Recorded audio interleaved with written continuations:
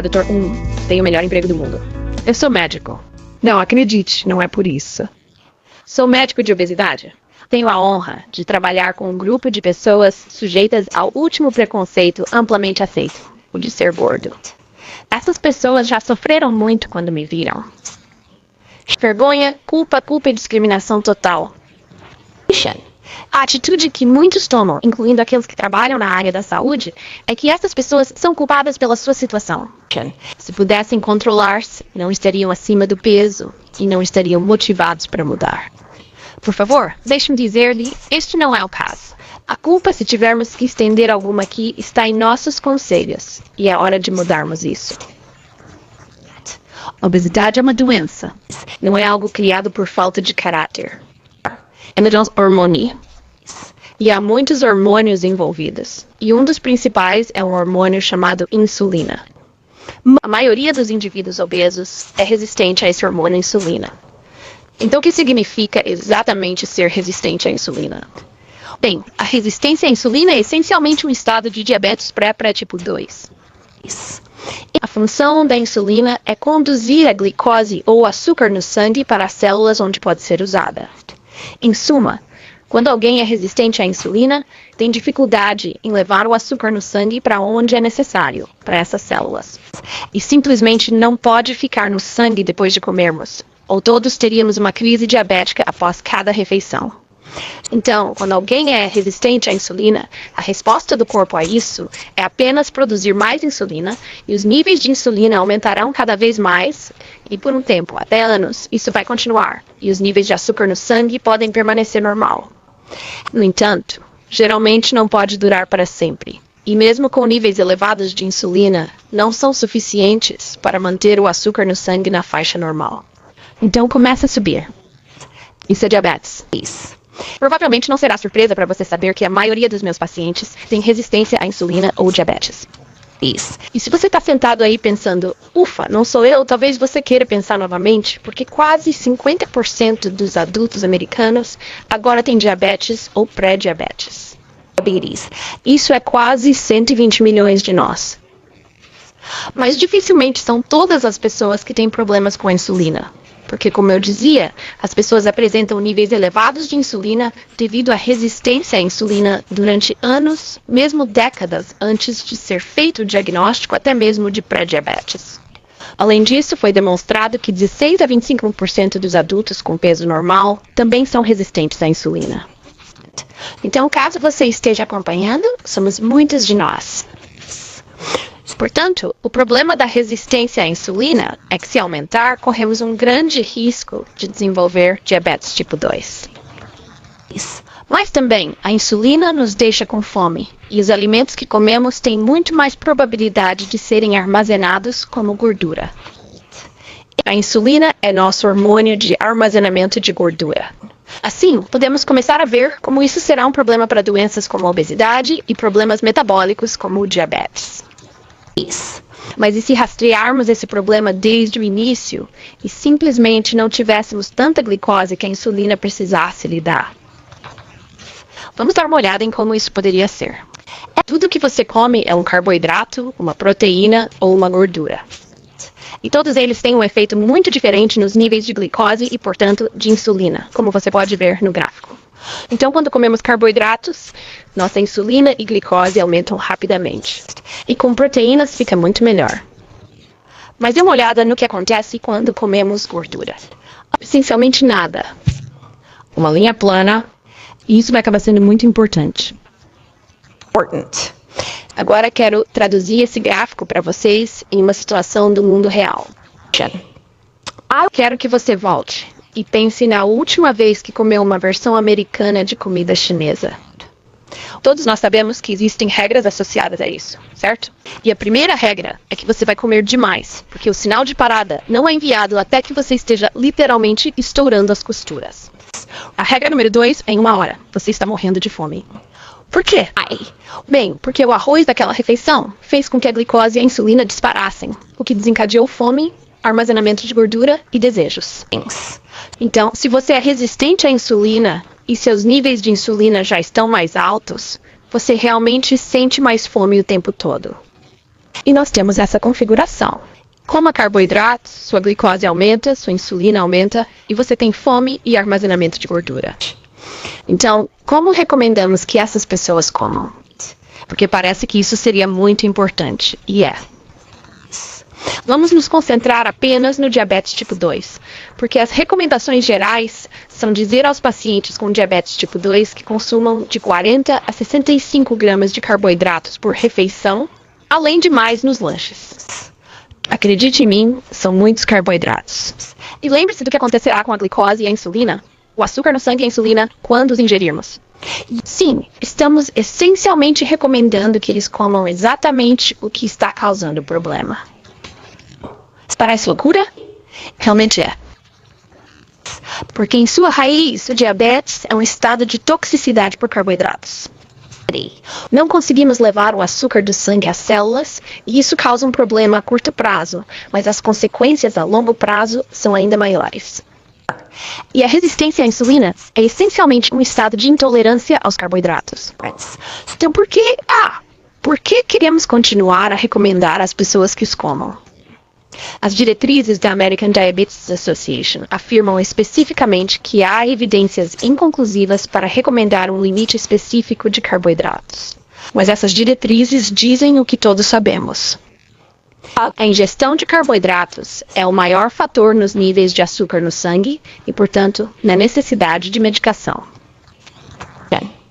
Essas diretrizes, então, dizem: ei, se você está tomando certos medicamentos para diabetes, você realmente precisa comer carboidratos. Senão, o nível de açúcar no sangue poderá baixar demais. Ok, então vamos dar uma olhada no ciclo vicioso que esse conselho acabou de criar. Então é comer carboidratos. Então você tem que tomar remédio.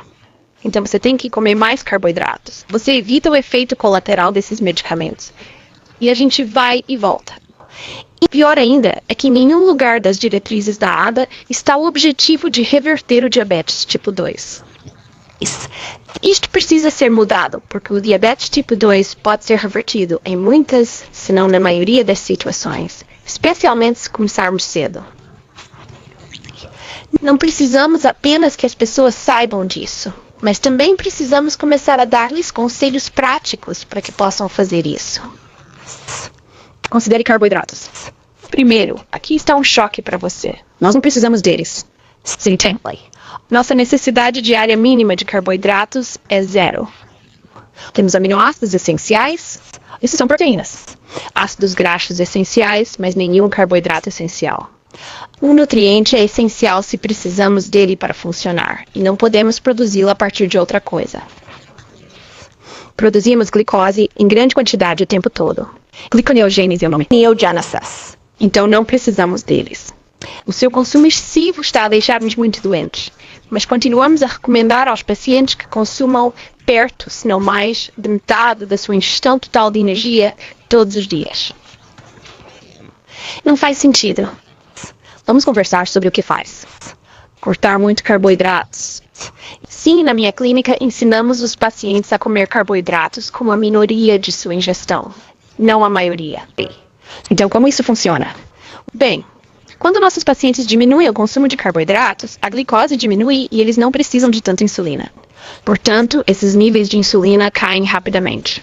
E isto é muito importante, porque um estudo que analisou os dados do nosso Inquérito Nacional de Saúde e Nutrição, mais conhecido como NANS, mostrou que o maior fator de risco para a doença arterial coronária é a resistência à insulina. É responsável por impressionantes 42% dos ataques cardíacos. A intervenção com baixo teor de carboidratos funciona tão rápido que podemos literalmente tirar centenas de unidades de insulina das pessoas em dias ou semanas. Uma das minhas histórias favoritas é muito recente. Uma jovem, mas com quase 20 anos de história de diabetes tipo 2, chegou quando o médico de outra clínica lhe disse que ela estava apenas doente e que provavelmente se acostumaria com isso. Seu diabetes estava fora de controle. Isto apesar do facto de ela estar a tomar vários medicamentos, incluindo quase 300 unidades de insulina que lhe eram injetadas continuamente todos os dias através de uma bomba. Lembre-se, açúcar no sangue ainda fora de controle. Então, colocamos ela em uma dieta baixa em carboidratos e agora vamos avançar 4 meses. Ela perdeu peso, sim, Mas melhor que isso, não ficou mais doente. Seus níveis de açúcar no sangue agora estavam normais o tempo todo. Isso, veja só, sem medicação para diabetes. As 300 unidades de insulina se foram, não houve mais bomba de insulina, não houve mais picadas no dedo várias vezes ao dia. Tudo se foi, não há mais diabetes. Uma das maiores alegrias do meu trabalho é poder dizer a um paciente como este que ele não tem mais diabetes e juntos, cerimoniosamente, retirarmos isso da lista de problemas. Então eles estão curados? Isso é um milagre? Deixaremos essa arrogância pro doutor? Ouça, curado implicaria que não pode voltar. E se eles começarem a comer carboidratos em excesso novamente, isso acontecerá. Então não curado, mas eles não têm mais diabetes. Está resolvido. E pode continuar assim enquanto mantivermos a causa afastada. Então, como é isso? Como alguém come assim? Bem, primeiro deixe-me dizer o que não é. Baixo teor de carboidratos não é zero carboidratos e não é rico em proteínas. Estas são críticas comuns que são tão frustrantes porque não são verdadeiras. A seguir, se retirarmos os carboidratos, o que vamos colocar? Lembre-se, apenas 3 macronutrientes existem. Se alguém cair, terá que subir. Meus pacientes comem gordura e muita gordura. O que ocorre ao consumir gordura? Bem, deixe-me dizer, você ficará feliz porque a gordura tem um gosto ótimo e é incrivelmente satisfatória. Mas lembre-se que a gordura é o único macronutriente que manterá baixos os níveis de glicose, açúcar no sangue e insulina. E isso é muito importante. Então, quero que você ouça agora minhas regras simples para comer. Essas regras, você deve lembrar, serão ainda mais importantes se você for uma das dezenas de milhões de americanos que têm problemas com os níveis de insulina. Regra 1. Light ou baixo teor gordura se mantém no super, pois sem gordura aumentam carboidratos e aditivos. Regra número 2. Coma. Na dieta baixa em carboidratos, alimento real não vem em caixas, sendo natural e óbvio. Ninguém precisa alertá-lo. Você deveria saber disso quando olhar para ele. Não coma nada que não goste. E coma quando estiver com fome. Não coma quando não estiver, não importa o que o relógio diga. E o número 5 é uma maneira simples de lembrar o que queremos evitar. Sem grãos, sem batatas e sem açúcar. Esse último é importante, certo? Sem grãos? Sim, sem grãos. Mas temos que tê-los. Não, eles são um carboidrato. Mas os grãos integrais são tão bons para nós. Bem, em primeiro lugar, na verdade, existem muito poucos alimentos por aí que sejam verdadeiramente grãos integrais, mesmo quando dizem que o são. A maioria dos alimentos que se dizem grãos integrais são altamente processados, e os benefícios das fibras são arruinados ou vêm com farinha altamente refinada. Geralmente ambas as coisas. Então, se você é uma das pessoas verdadeiramente sensíveis à insulina, você pode comer grãos integrais de verdade. Mas se você faz parte da enorme fatia da nossa população com problemas de insulina, isso está piorando as coisas. E daí se você é uma das pessoas realmente sensíveis à insulina? Você ainda pode comer assim? Sim! Sou um ótimo exemplo. Há mais de um ano, decidi que cortaria meus carboidratos, tanto quanto recomendo aos meus pacientes diabéticos. Agora, não é obrigatório para a minha saúde como é para a deles. Não sou resistente à insulina, então isso seria um problema? Não é exatamente isso. A menos que você tenha uma síndrome extremamente rara, cortar carboidratos será bom para você, mesmo que não seja necessário. Quero mostrar algumas fotos da minha alimentação radical. Então esse é um café da manhã comum na minha casa. Então quebrar minha regra parece? Não fiz, porque esse muffin é feito com farinha de coco. Eu asso o tempo todo ainda.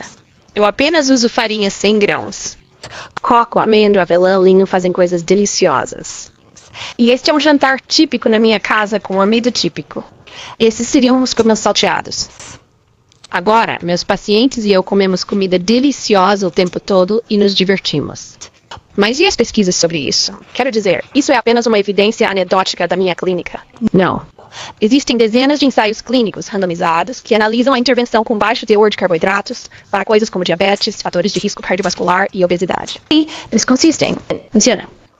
Há até um grande número de estudos mostrando que a nutrição com baixo teor de carboidratos diminui os marcadores inflamatórios, o que a torna realmente estimulante para doenças como o câncer.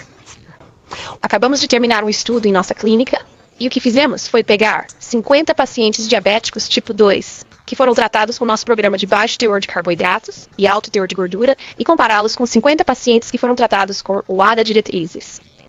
E depois de 6 meses, não apenas encontramos uma vantagem metabólica significativa para o grupo de baixo teor de carboidratos, mas, e sejamos realistas, isso é importante, uma enorme economia de custos.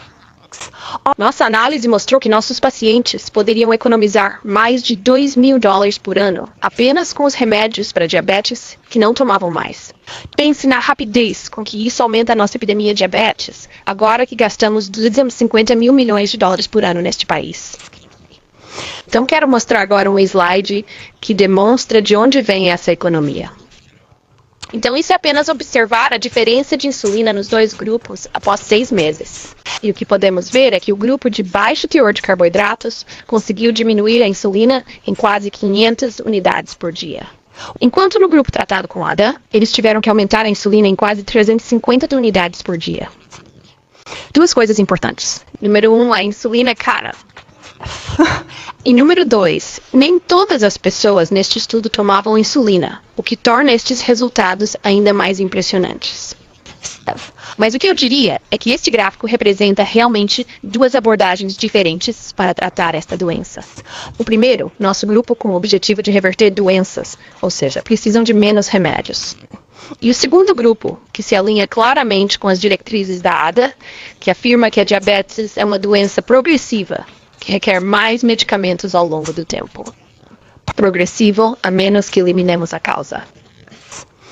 Então qual é o problema? Por que não está em lugares todos? Por que baixo teor de carboidratos não é regra? Há 2 grandes motivos. Número 1, status quo. É difícil quebrar. Há muitas agendas envolvidas. Temos essa noção de que o baixo teor de gordura era o caminho a seguir décadas atrás. Mas um estudo recente acabou de ser publicado mostrando que não havia nenhuma evidência de controle randomizado para recomendar aos americanos que removessem a gordura de nossa dieta. E foi assim que os carboidratos foram adicionados. Foi essencialmente um grande experimento com milhões de pessoas e falhou miseravelmente.